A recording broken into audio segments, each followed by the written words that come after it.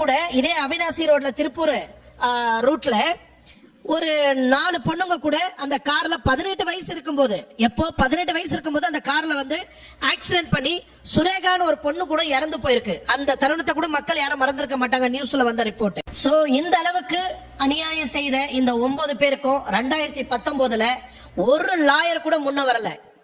Lawyer பார் கவுன்சில்ல ஒரு லாயருங்க கூட முன்ன வரல. இவனுங்களை அடிச்சு துவம்சம் பண்ணி ஜெயில போடணும் சார், தூக்குல போடணும், இவனுங்க எவனும் வெளியே வரக்கூடாதுன்னு ஒரு லாயர் கூட வராம ஸ்ட்ரைக் பண்ண ஒரு தருணம்.